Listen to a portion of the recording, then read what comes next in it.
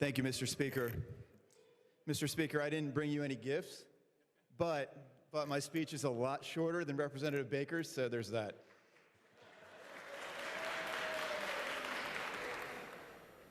I almost cried just telling a guy last week that I would have to give this speech today, so we'll see how I do.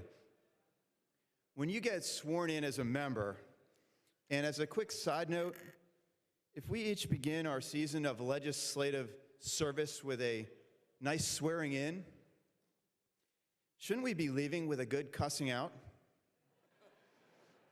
I don't know. Anyway, when you get sworn in as a member of this 335-year-old House, this House rooted in Pennsylvania's first provincial assembly, when you become a small part of William Penn's visionary holy experiment in representative constitutional government, you can't help but wonder how long you'll end up staying and under what circumstances you'll end up departing. For me, I've always been haunted by the worn marble stairways I climb each day to reach this chamber, where you can see the faint shadows of those who ascended before us, gently etched into smooth, rounded dips on each step.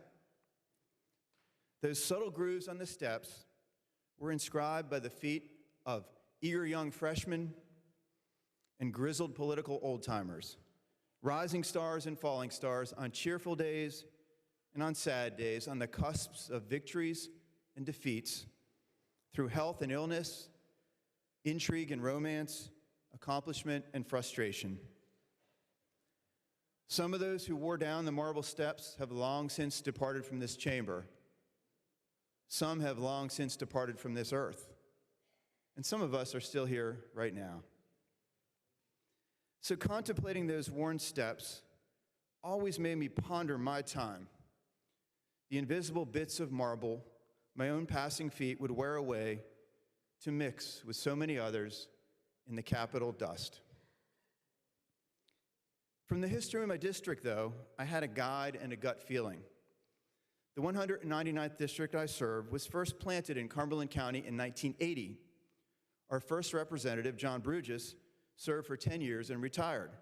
Our second representative, Al Maslin, served for 8 years, ran for U.S. Congress during his last year and lost.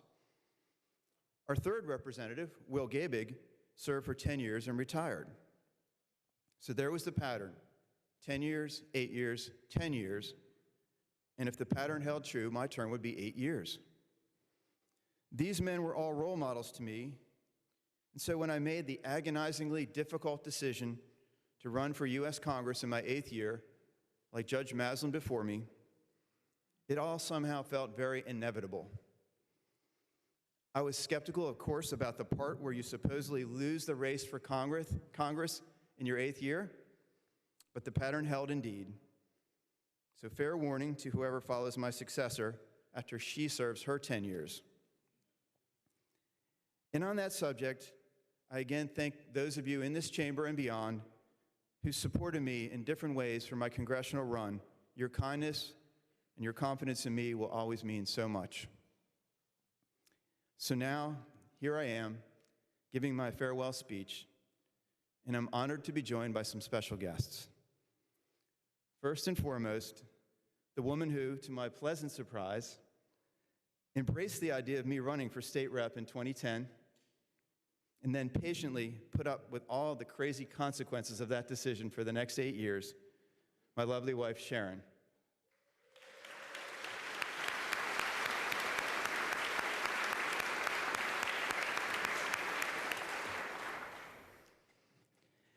Our awesome and talented daughter, Katie, is also here.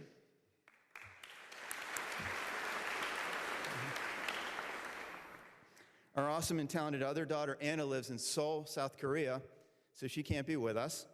And our awesome and talented son, Nick, and daughter-in-law, Teresa, live in Germany with our especially awesome and talented grandsons, Levi, Jonah, Mac, and Elias. And they can't be with us either, but they'll probably be watching the video. So to the boys, Mom and Pops are coming to visit you in about 1 month. And also a shout out to my mom and my mother-in-law, both of whom are surely watching live on PCN. And my awesome and talented staff is here. And I'll have all of you stand together when I get through this part. First, Lauren Miller, my legislative assistant, you've been with me since day one, and as a team, we've had an amazingly productive record of achievement to be proud of. Thank you for sticking with me. Next, Abby Haslam, my communications coordinator. We've had so many adventures. I've learned so much with and from you. Maybe most importantly, we've learned that you can put all you have into a fight and still lose, but sometimes you win. Rachel Shambaugh, my district director, you are so gifted in dealing with people, myself included. Sharon put it best, as she said to me different times over the years, Rachel is so good for you, and she is absolutely right. Noelle Barrick, my constituent outreach coordinator, you are unfailingly kind, classy, professional, but also secretly one of the funniest people anywhere. And Nathan Wood, now holding down the fort in the district office, a super smart, hardworking guy with a really bright future. If you five could please stand.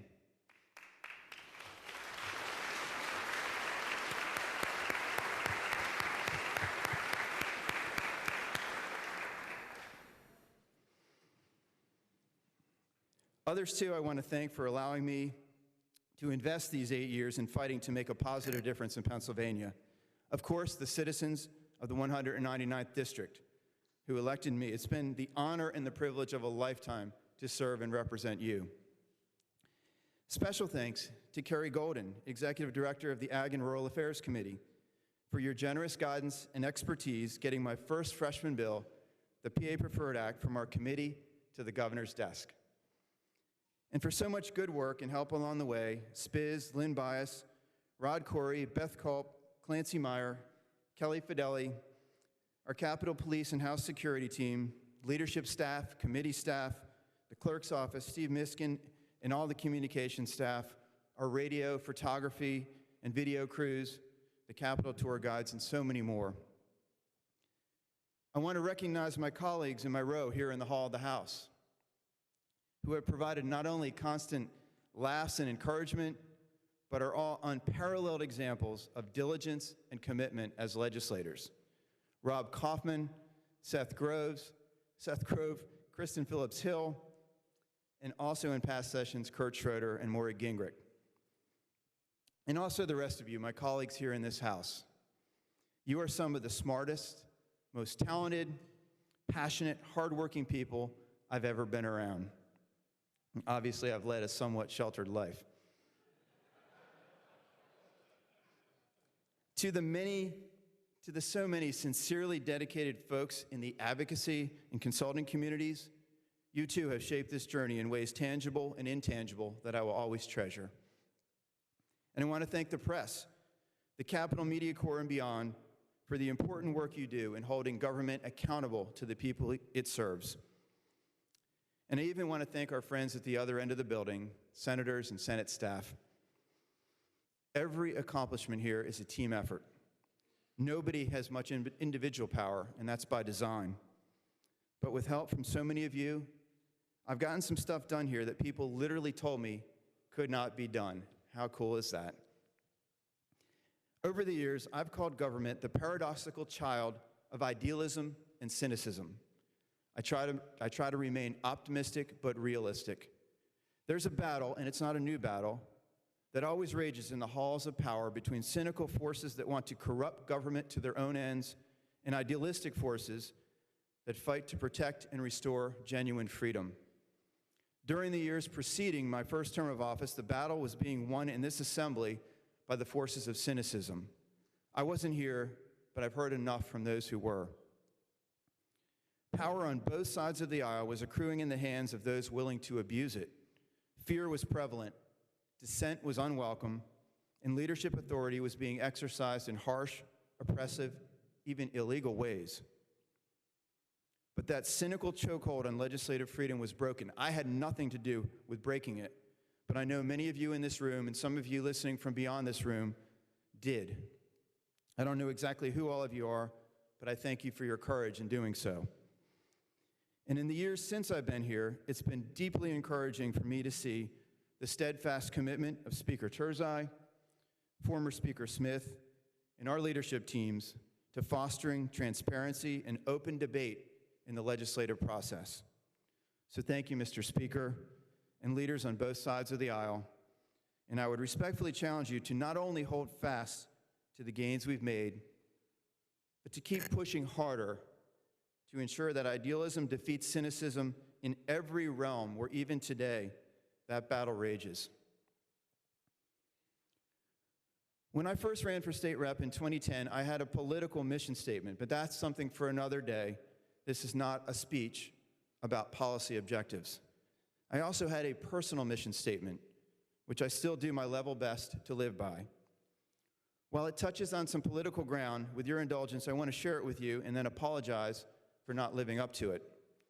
My personal mission is this: God willing, to serve in the public square as a loving witness for Jesus Christ and an effective champion for life and liberty. I pray this mission statement as part of my almost daily prayers, and I take it very seriously. But I also know that I too often fail at it. So I'd like to take this opportunity to say I'm sorry to anyone I've failed to treat in a loving, Christ-like way over these 8 years in the legislature. And I'd also like to say I'm sorry for those times when fear, laziness, or other personal weaknesses prevented me from being the effective champion I aspire to be. I humbly ask your forgiveness. And one other apology I need to make, a little on the lighter side, but also very sincere. As many of you know, in my first campaign, I promised the voters that if elected, I would live post on social media in real time all my votes on bills that came before the House. And I've done that every session day for 8 years, and I haven't missed a single vote. I list the title of the bill, the purpose, the vote tally, and how I voted. But on days when we run big batches of non-controversial bills in rapid sequence with no debate or pause in between, it's all I can do to keep up. So when someone comes over to my seat to talk to me, or even just to say hello on one of those intense days where I'm sweating and frantically typing and posting, sometimes I don't have enough time to explain what I'm doing, or let alone stop and chat. So if you've ever come by my row during session and I've ignored you or cut you off in mid-sentence or brushed you away, and I've had to do that with rank and file members, committee chairs, the majority leader, even the speaker, but most frequently to poor Rob Kaufman, who sits next to me, I'm sorry, and I hope you can grant me retroactive grace. And finally, I have one important piece of free advice. It's not only for you as legislators, but it's for your entire lives. As elected reps, we tend to enter into a very high number of relationships of all kinds because our job is basically connecting with people. Sometimes relationships go well, people like you. Sometimes relationships don't go well, people dislike you, hate you, even seek to damage you, and when that happens, it's not easy. So as part of my regular prayers, I've learned to pray for my enemies, my adversaries, my opponents, and my detractors, as well as my friends, allies, and supporters. I use names when I know them, but I pray for all the categories, whether I know who's in them or not. And it's amazing what a positive effect it has. Of course, it heals me and lets me get over whatever hard feelings or grudges I may have. But sometimes it also changes the people that you're praying for too. And sometimes enemies become friends. Try it, it's real and it works. So that's it. As many of you know, my term expires on November 30th, and I'll be joining the Commonwealth Foundation with a portfolio including government affairs. So even though I won't be allowed to advocate policy to you until December of next year, be assured that if you consider yourself an enemy, an adversary, an opponent, a detractor, a friend, ally, or supporter, I'll be praying for you in the meanwhile. God bless and Godspeed. I'm done now, and Mr. Speaker, I'm ready to be cussed out.